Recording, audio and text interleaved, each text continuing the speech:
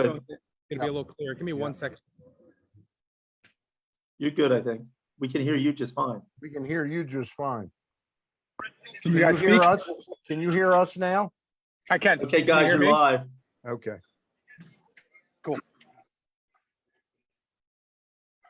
And welcome into PressBox Live. I'm Stan the Fan Charles of PressBox and PressBoxOnline.com. With me is Gary Stein. Gary, how are you? Doing good, Stanley. How about yourself, my friend? I'm very excited about our guest tonight, who I'm going to introduce in just a second. But first, I got to tell you, we're brought to you tonight. This lovely Zoom is brought to you by the Costas Inn. The Costas Inn at 4100 North Point Boulevard, 410-477-1975, the phone number. And the reason they're sponsoring this show is because they want to remind everybody that, yeah, you know that they're a great place to go eat your steamed crabs, crab cakes, steak, salad, chicken, whatever dish you want.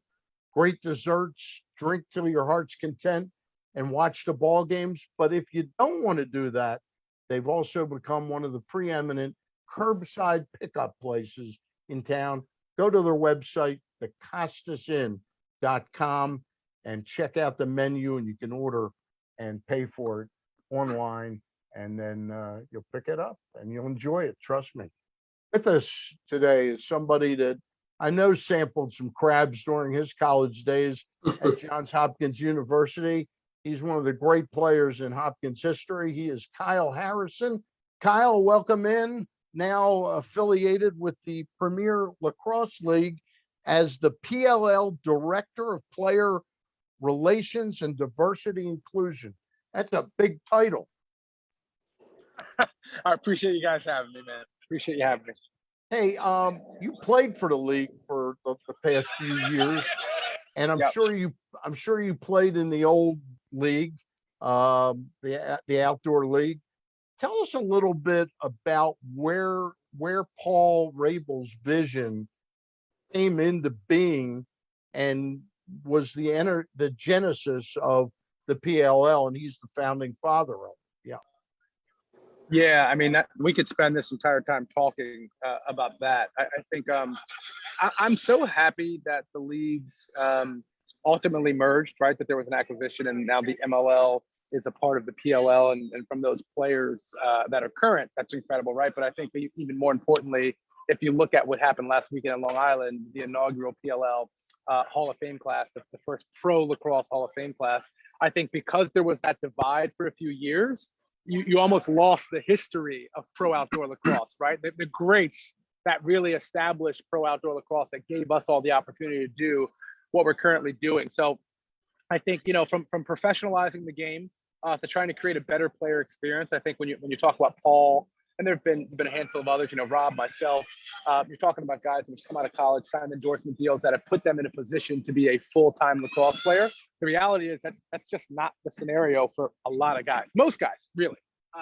And so with the PLL, what Paul and Mike's vision was to give these guys healthcare, because that's an issue, right? So having health benefits and being taken care of from that perspective, pay them more, elevate the wages, and give them an opportunity to earn more.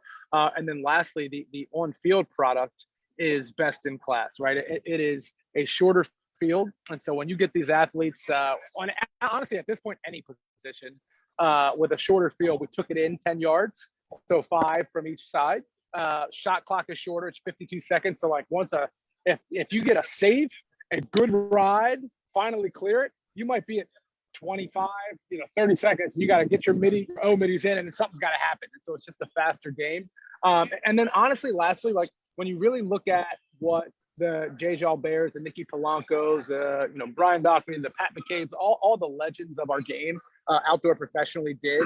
And then you look at what these guys are doing now, like the skill is just crazy, right? The stuff that these guys are doing routinely used to be like what was just a massive play. And you look at like the Gary Gates, the John Grant Jr., the Casey Powell, those guys' stick skills.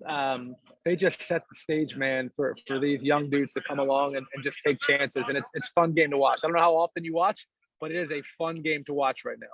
Overall, the increase in the level of play, is that simply, Kyle, a byproduct of there's so many more players playing and that they're imitating what they've seen now Is it kind of like the leap that basketball took 30 years ago with Michael Jordan?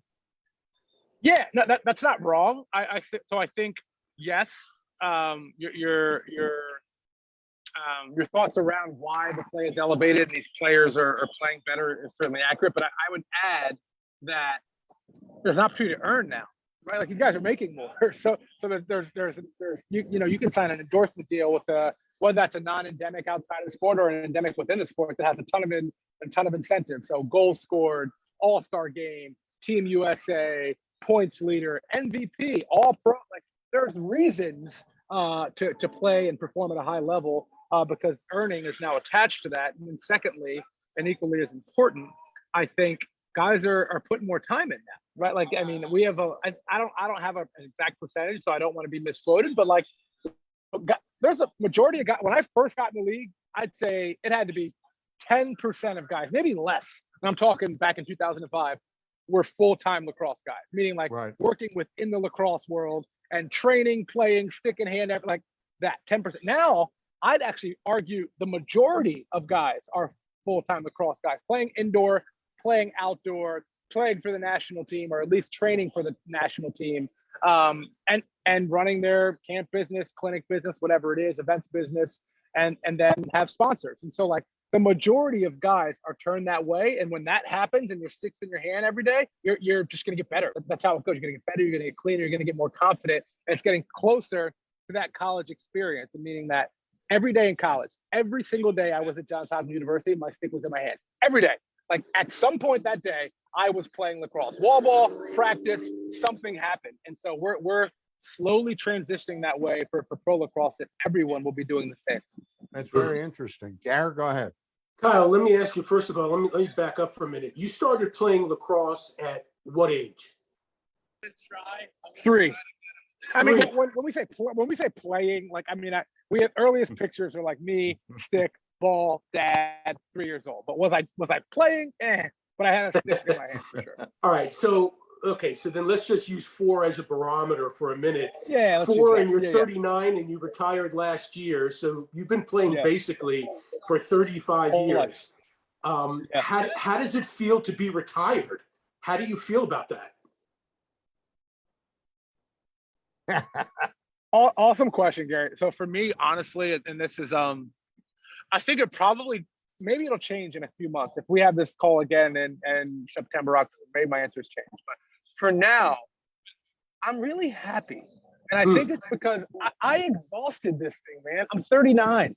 Like I was literally on a professional lacrosse field less than 7 months ago, playing, competing at a high level, trying to win a championship. And like, so for me, I feel like I did everything I possibly could and left it all on the table. And so I think by doing that, I don't feel a sense of regret, right? Like, I mean, look, if I'm being realistic, like, do I miss the locker room? Of course. Do I miss like the interactions with my teammates and being a captain and leading something? Of course I miss that. But being with my family, my wife, my 2 kids, my parents, everybody in my family, having those moments that I've missed I played for 17 years.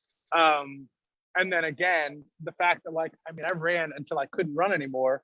I feel happy. And so, and I'm going to my first live game. I was at training camp, and I don't know if training camp's the same, because who likes training camp? You're getting beat up and it's a week long and two a days. So I was at training camp, but I didn't feel anything there. But I'm going to my first game this weekend in Homewood Field. And I'll check back in with you guys after that and see how I feel. But for now, I'm pretty happy. No, that's going to be great. It's going to be great to see you there. Kyle, I've always wanted to ask you this question, and your dad is actually he's a hero in general. I'm sure he's a hero to you, and he's a hero in the sport of lacrosse, and he's a hero in the medical field. But my question is, when you guys talk about lacrosse, which I'm sure you have ad infinitum over the last 30 years, what do you guys talk about? Well, I appreciate the kind words about my dad. I think we both have such a sense of pride, and I think it took me becoming a father, really understanding the sense of pride that a parent has in their kid, especially their kid that chased the dream they started, right? And so I think, for me, with my dad, it wasn't until I was late high school, early college that I like realized what he and that Morgan State crew really went through. Right. That like I all of a sudden, not a burden, that's not the right word, but then I felt like, okay, they did that, so I could do this. And so now that I'm here, I have to run and ride this thing and take it to as high as I possibly can take it. And that's what I did. And so when we talk about lacrosse, man, it's with a happiness, a sense of gratitude, obviously for the creator's game, but just a content feeling that like we did it. We did it. You know, I think my dad, well, I have tons of stories about him and people, what do they doubt it? It's really funny. So my dad is like any dad, because I'm the same way now with my daughter. She's 7 playing in Smyrna Park. But like my dad had all this thoughts of people doubting me. When in actuality, like as I like reflect on it, and me and my mom joke about it, like I was pretty athletic when I was younger. I'm not sure how many people quote unquote doubted me, but my dad swore they did. And so like that motivated him. And so I think that as I got older, it was just about like, you know, reaching this potential, whatever it is, like let's just keep working, keep going, because, you know, my dad would tell you if you interviewed him, he cut his career short. As you said, you know, my dad went on to be a doctor. He went to medical school. He played 1 year in college, and then he chased his dream to be a doctor. And so I know in his head, there's thoughts of he cut it short and he didn't get to reach his potential because he didn't know what does a 22-year-old him look like running lacrosse. He didn't get to see that.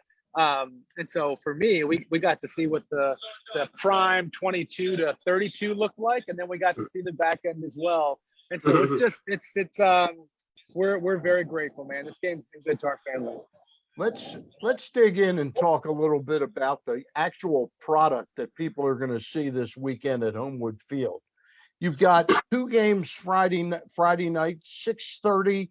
The Redwoods are playing the Whip Snakes. 9:15, Chaos is playing the Water Dogs. On Saturday at 6 o'clock, it's the Cannons versus Chrome. And then at 8:45, Archers versus Atlas. Now, what is the average mean audience that comes to these games, Kyle? Is it a much younger demographic than we're used to at other professional sports? No, I actually said this, excuse me, on a PLO meeting this morning. What's crazy to me about the PLO, and it's honestly, it's Mike and Paul. It's Paul's vision and understanding of media and what social media can do and branding and storytelling. I have never seen in my entire life the fandom at all levels. Like, so I'm in Delaware right now. It's at a tournament today, and like a whole family walked up, and all Whip Snakes. So mom, Whip Snakes hat, dad, Whip Snakes hat, kid, Rambo jersey, the whole deal. And I'm talking like multiple pieces of merch, the whole deal. And so I had to, being who I am, I had to know. I asked, like, are you guys, are you all, you know, are your family with the Rambos? Like, what? They're like, no, we love them. We just love them. Like, and the dad, I guess, wasn't really all that into lacrosse. And so what we see when we travel the country is that the fandom is all ages. And it's honestly built on good storytelling. It's built on players' personalities. I think, Paul has agreed with this and said this forever, and I agree with them. Like, I think our athletes are some of the most interesting in the world. They're really intelligent. They go to these high-level schools. They all have like unique backgrounds. They're multi-sport. And so once you can pop that helmet off and like get to know the athlete, people are interested and they're invested and they want like that guy or that girl to do well. And so the fans you'll see at these games, man, it's all ages. So the people that created this, I mean, Paul Rabel is kind of the father of the league. Obviously an incredibly smart guy. It wasn't like an oversight that there aren't geographies attached to teams. So what is the concept where that's left by the way station and that doesn't matter? Yeah, no, you're on it. And I think, like, look, if you were to ask different people within the league, I think you might get different people within the front office. You might get different answers, but conceptually, it's all the same type of stuff. And I think for me, the reality is that you like players, right? Like, I mean, there's some unique people. Like, I can even call out to Hopkins with this. We have some folks at Hopkins that like are just massive fans because they're from Baltimore. They grew up going. My best friends, one of them, grew up going to Hopkins games. Don't have any like connection in terms of family, but they are obsessed with Johns Hopkins University and that lacrosse program. But then when you look at professional sports, especially nowadays with social media, you fall in love with these athletes, right? You're curious about their life. You want that athlete to do well. And honestly, as Paul was pitching me on the concept before we launched, and like me and Paul met January of 2018 when he pitched me on the idea that him and Mike wanted to execute. And then we launched in October of 2018. So there was that 8-month buildup. I was somewhat hesitant, the same way you are. But then I thought through it and I was like, well, I'm from Baltimore. I loved the Chicago Bulls. Loved. But when I took a step back, I was like, I love Michael Jordan. And Michael Jordan just happens to be on the Chicago Bulls. Chicago Bulls. So I like the Chicago, right? So I like the Chicago Bulls. And that's how it's really gone. I was the same way with Kobe and the Lakers. I was the same way with LeBron, and wherever he goes, that's my team. So I think, fans are fans of specific athletes. They love their stories. They want to build with them. And then I think what we're seeing happening, which I think is really interesting, is each of these teams have like a unique build. If you go back all the way to the beginning when the teams were being built by the lacrosse advisory board, it was like, okay, let's put a Maryland feel to the Wood Snake. So they already have like that built-in University of Maryland fan base that wants to follow them. Obviously the Redwoods where I played, we had a really heavy Notre Dame feel, right? Like we got 10, 11 Notre Dame players. And Coach Nat continues to draft them. So like we have a very Notre Dame feel. So if you go team to team, each team originally had a theme built into it, which hopefully brought a fan base with them. But again, what I would say is that people are fans of players, and whatever players rise to the top, typically the people just fall in love with the team as well. One more thing before I give you to Gary for a couple more questions. Sure. So we get to see, we come to Homewood Field this weekend and get to see the games. How if I want to follow it, but I'm not going to New Jersey next week or Philly or Chicago, how do I follow the games? Can I watch them on the PLL website? Nope, you're gonna hit the ESPN app. I mean, because I'm you, Stan. I'm you. I honestly, I haven't been to a game yet this year. I watched weekend 1 from the beach. I watched weekend 2 on my phone in a hotel room in New York. The kids were asleep, so I couldn't put on the TV. So yeah, hit the ESPN app, ESPN Plus, catch those games. So it's the ESPN app. Yep, you got it. All right. It's really brilliant the way Paul's thought all this I actually out. think this, it's incredible. But I think actually this weekend we're on ESPN too, at least for the Redwoods, Atlas game on Friday. I want to say is on ESPN too. Okay. Yeah. Kyle, let me follow up with the ESPN thing and then move back for a minute. That's a big move. Like you guys were on NBC Sports. No disrespect to NBC, they do a great job. They have multiple platforms, but like ESPN is the place. So my question is, like, how, in your opinion, in Paul's opinion, like, how did that all happen, number one? And tell me about how important that move is. Yeah, no, absolutely. And look, I think it speaks to, I know I mentioned it earlier, it speaks to Paul's just vision, Paul and Mike's vision and understanding of media and visibility and where we need to be. Like, I think at the core of this, if you go grab Paul Rabel from 2009, a year after he turned pro, Paul's goal from that second has been to legitimize professional lacrosse. Like, and he's done it in a bunch of different ways, and he's like gone the media route, the YouTube, and the content creation, and the business, and now obviously launching a league. But at the core of it, it was professionalize and make professional lacrosse what we need it to be, and what it should be. And so the ESPN thing, I think when you think of sports, specifically professional sports, where are they? They're on ESPN, and so it's a massive deal for us.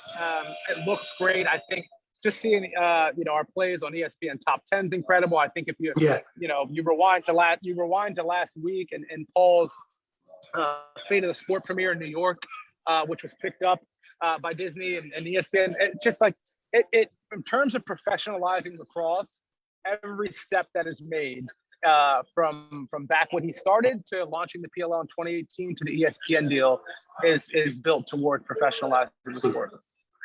Kyle, I wanted to ask about the relationships of the players on all the different teams. And what I mean by that is there are two interesting factors to me that come into play when I think about how these players get along with one another. Factor number one, every player that plays in the league has an equity stake in the league. So that is a very interesting business model that doesn't exist in any other professional league. And the other thing that's interesting, Kyle, is that usually all other leagues, the players that play against each other, you know, if the Orioles play the Yankees or the Cardinals play the Astros or whatever, those teams, those players aren't going to necessarily mix with one another during the series. They're more than likely not going to go out with one another. They're not going to, you know, have these, you know, long, deep relationships, at least during the season. But in your situation, all the players go to one location in a whole weekend. Every single team is there. And they're like all in it together. So my question is, how does that affect the relationships among the players? No, it's a great question. And I think for the professional lacrosse has gotten that for years. What I will say is being close to athletes in other professional leagues, it's really not all that irregular, right? Like I think obviously in the other leagues, like if you're geo-based on the Pittsburgh Steelers, on the Baltimore Ravens, and you're Pittsburgh coming into Baltimore to play me, you're at your hotel somewhere way far away, I'm at my hotel, we see each other on the field, and then we butt heads, right? Ours really isn't all that different with the exception of we're not geo-based. So guys are staying maybe at the same hotel, but people are on the top floor, bottom floor, or like second floor, Okay. 10th floor. Like there's not really interaction. And what I'll say is dudes get after it. Like, I mean, look, are there guys that are friendlies? Of course. Like that's again, I don't think that's irregular in sport.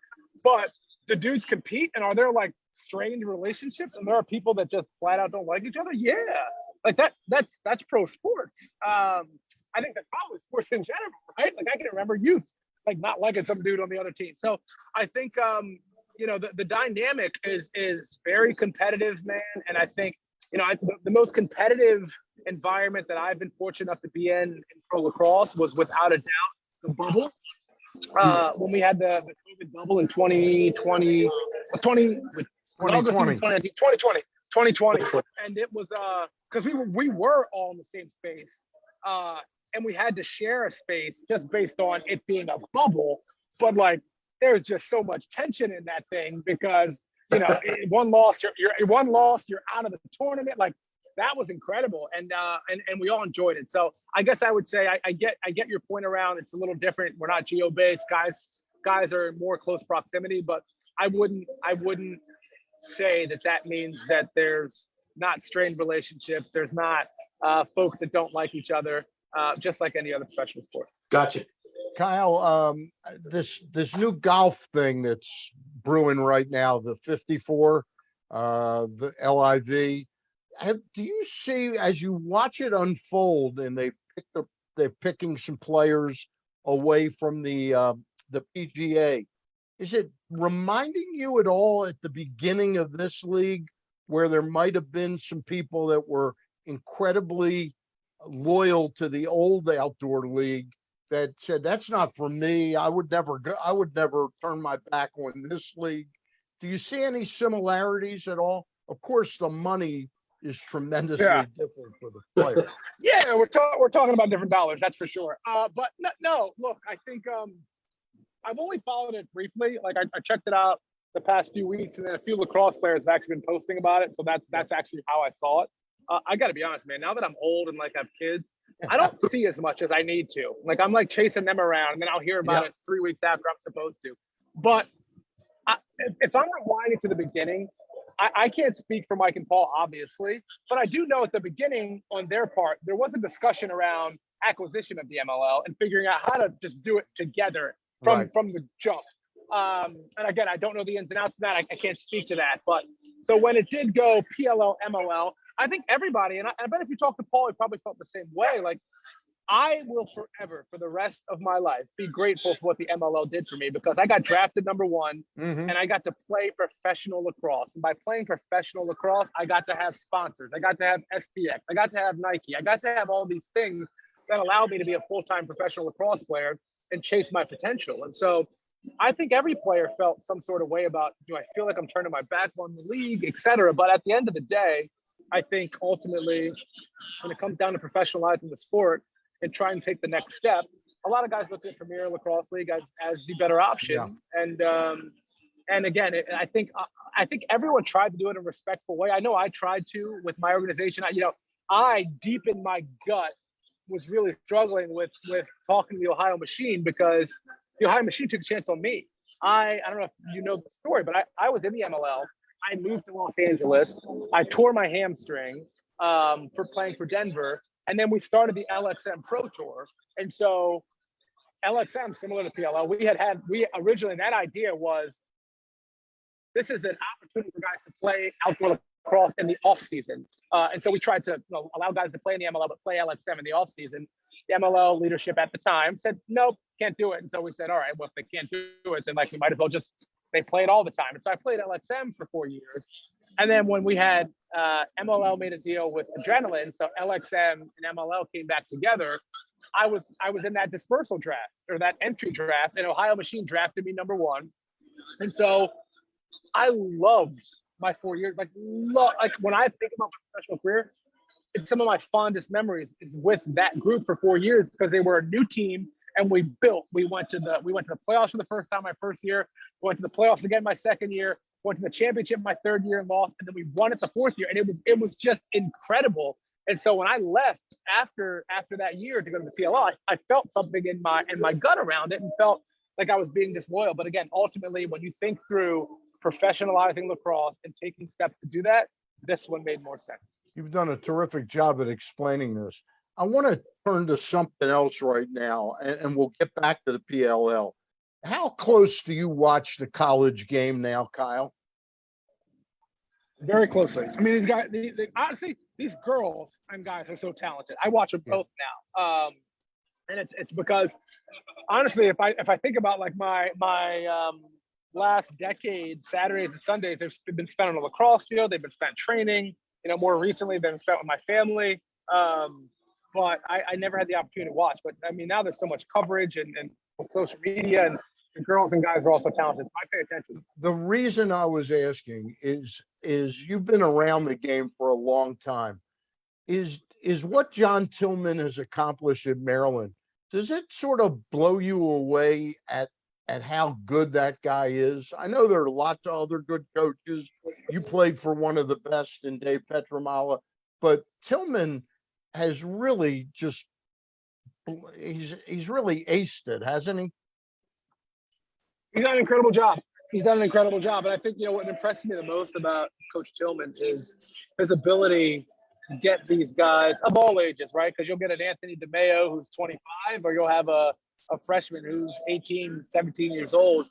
And he somehow convinces them all to like play your role, whatever that role is. If it's a wing of faceoff, a D midi, if it's taking a Bubba Fairman that's like a first line offensive midi and making him a D midi, like he has a culture that these dudes will buy in to whatever that team needs. Yeah. And look, that's a tough thing to stop. Yeah. Kyle, I look at Major League Baseball, and I think I'm correct when I say that at no other time in Major League Baseball history, since the Jackie Robinson days, does MLB have fewer black players playing than they do today. I think the percentage is about 6.5%. There are 780 or so players in baseball. That means that there are just over 50 black players in baseball. Now, you're the director of player relations and diversity inclusion in the PLL. I know this is an important position for you. How are you guys doing in terms of inclusion? Awesome question. Thank you for bringing it up. Look, I think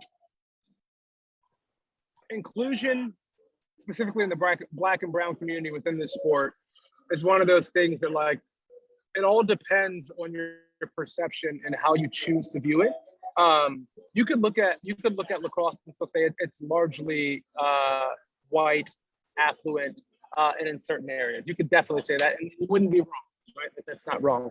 But the way I choose to look at it is, I remember when I got into the MLL, and it was Damian Davis, Bobby Horsey, Nate Watkins, Billy Day had just retired, Brian Silcott had just retired. So there was like 6 people that looked like me. And then me, Chaz Woodson, and Johnny came in. So those were the 3 that came in together. Like I remembered that. And then I think through 2020 bubble where I got to stand in a group of 15 Black pro lacrosse players. And then the MLL had the MLL4 at that time. And I look at the college players right now on both the men and women's side and see the Black players there. And so I see progress. It's slow progress. But what I'll say about our sport, man, is there are so many incredible organizations: Brooklyn Lacrosse, Bronx Lacrosse, Harlem Lacrosse, City Lacs, Winners, Owls Lacrosse, Bridge Lacrosse, Oakland Lacrosse. There are so many incredible organizations all over the country focusing on this exact subject and just changing the narrative around what this sport is doing. There are people so dedicated to making this sport so diverse, making the sport inclusive, and pushing us the right direction. that I'm really just honored to be in and a part of the group that's trying to do that. So to answer your question, I know more broadly, like it comes down to how you choose to view it. Like, is it still largely white and affluent? Sure, no argument. But like, are we doing our best? And are there a ton of people trying and making progress? And you can see it by actual data and the pro game? Absolutely. So that kind of brings me to my next question, and that is, despite the fact that Major League Baseball is not having a lot of success, they do have a lot of inner city programs. They have the RBI program. I know that there are many players involved, former players involved in that.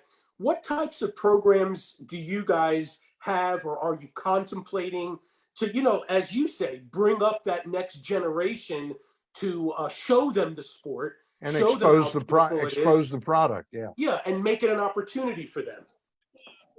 Yeah, no, that's an awesome question as well. And so again, I think with PLL Assist, we align and we partner with our. Oh, sorry about that.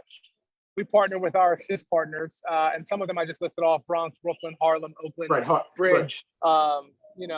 Denver City Lacs. The list goes on. And those organizations are focused on getting sticks in kids' hands, giving them the opportunity, showing them this game, and the opportunities that it can present to you. What I do want to call out as well is Jules Hennenberg in the Black Lacrosse Alliance. He's doing an incredible job, and Jules has identified a problem that has probably been in the community for a little while, but hasn't really been just like focused on. And that's that we are seeing more Black players get into the college game. And then for whatever reason, the growth at the college game hasn't translated to the pro game. And I think there's probably a lot of factors. I'm not here to get in that discussion, but what I will say is Jules identified that, and he launched something called the Boost Camp with the Black Lacrosse Alliance. And what that camp is he is bringing in minority players from all over the country that play in college and starting to teach them the skills necessary to excel, not only college, but the next level. Because for whatever reason, that jump hasn't been happening at the frequency that it's been happening from high school to college, and he identified that. And I think it's brilliant, right? So I think between you have your organizations, the Harlems, the Oaklands, the Bronx, the Brooklyn, et cetera, and then teaching at the grassroots, the youth level, and then obviously with PLL Assist, we're trying to do as much as we can.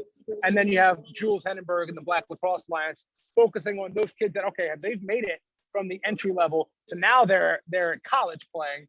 How do we get those kids from college to pro? And so again, like I said, it all depends on your perspective and how you choose to look at it. And I choose to look at it like we're all working very hard for progress. Al, before we let you go, the league, it's playing in Baltimore this week. How is it going about getting the word out to people? Is it conventional advertising? Is it a mix of social media? How are they trying to get the crowd out there? It's Friday and definitely the latter. Nights. It's a mix of everything. It's social media, it's conventional advertising. Look, I think we have the best media team in sports. Reality, that's just, and I'm not being ridiculous or over the top. The storytelling ability, the features on players, the highlights, how quickly the highlights are turned. Like, I think if you follow the PLL at PLL on any social channel, you'll get a feel for what this league is about. And so to answer your question, I mean, the latter was the answer. It's a combination of traditional and then all over social media. But I cannot wait for Homewood Field on Friday and Saturday night. There's no better place in the world to play lacrosse. Will the place be packed both nights? Come on, man. You know it'll be packed, baby. Homewood Field. All right, that's what I want to hear. Come on. That's what I want to hear. You're going to be out there Friday night? I'm gonna be out there both nights. All right. I'm trying to convince my daughter. She's got like a pep rally for a swim team on Friday night. That's when the Redwoods play, and so I think she's opting out, but she'll be there Saturday, and I'll be there both nights. I'll look for you. I'm going to try and get out Friday night. I'll look for you. Sounds really, good. Okay, yeah, please we really find me. appreciate Find it. me. Let me give it again. Friday night at 6:30 at Homewood Field, the Redwoods play the Whip Snakes. At 9:15, Chaos plays the Water Dogs. On Saturday, the Cannons versus the Chrome at 6, and at 8:45, the Archers versus Atlas. We've had the great Kyle Harrison with us. Please say hello to your dad for me, will you? Please do. Yep. I will. Absolutely. I appreciate you, fellas. I'll see you guys at Homewood Field. All right. Sounds good. Thank you, All Kyle. right. And before we Yeah. leave, we're going to talk a little bit about the Costas Inn. But Gary, just want to take a moment. This won't be headlined with this, but I know you've covered the Ravens for 25 years, like I have. There's not a sadder day in Ravens history than losing a current player who was really growing into a real solid player and a terrific teammate, Jalen Ferguson, and then losing the legend Tony Siragusa today, all in 24 hours. It's pretty staggering, isn't it? It's staggering. It's sad. Like you say, I don't remember anything ever remotely happening like this. You had the future of the Ravens, a player, his life was snuffed out. And then, of course, one of the greats in Ravens history. I remember covering Siragusa and that team back in the late 90s and the early 2000s, just like you do. Yep. And, it was, you never knew what to expect. You knew what to expect. You just And can't that tell the was the story. You can't unexpected tell with the Tony stories. Siragusa. You can't tell the jokes and the stories because they're Just so many all great off memories. the charts. A lot of great memories. But I think the thing that stuck with me most about Tony Siragusa was as loose and as fun-loving as he was off the field. When he was on that field stand, as you well know, he was so competitive and so professional. And that always just stood out to me, was how he could be both at the same time and be a leader on that defense. His hit on Rich Gannon in that playoff game, that really set the tone and probably threw Gannon off his game the rest of the day. Well, actually, if you recall, that knocked Gannon out. Yeah, he didn't play after that. That's right. Yeah, after that. It was Bobby Hoying that came in and played the rest of the game. Amazing. So anyway, a great loss for the fans in Baltimore, losing 2 Raven players in one day. Current player Jalen Ferguson and Tony Siragusa, who passed away at the age of 55, way too young for both of them. Hey, we are brought to you each and every time we do these by our friends at the Costas Inn. And again, by the way, pictures in Baltimore, probably taken. He was in the Costas Inn about a week ago. Nick and Pete were posting him today. Wow. But the Costas Inn is a great place. And Paul and I took him there for the first time to the Costas Inn back in the day. Back in the day. But they sponsor these Zooms. Check out the website, costasinn.com. Order off of their menu online, and you can pick it up curbside in addition to eating in the place. They do a great job now. We carry out or curbside at the Costas Inn, 4100 North Point Boulevard, 410-477-1975. Gary, you've got the night off tomorrow night because I know you got another responsibility. I'll have Terry Hazeltine on tomorrow night talking about the fact that the FIFA has bypassed Baltimore, Washington in hosting for games. Still some live possibilities of us being a host city, which is still pretty lucrative for the state of Maryland, and the city brings a lot of tourist dollars here. So we'll keep our fingers crossed for that. You and I, in the upcoming weeks, I'm going to be trying to we've got an author on next week who has written, I think that's on the 30th. We're going to have D.P. Smith III.